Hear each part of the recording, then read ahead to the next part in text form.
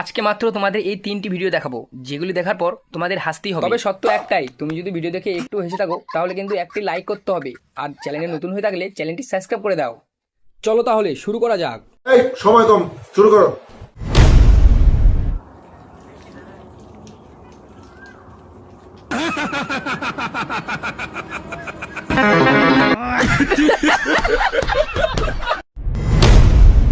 দাম চাচ্ছে তো দাম শুনে অনেক ক্রেতারা চলে যাচ্ছে।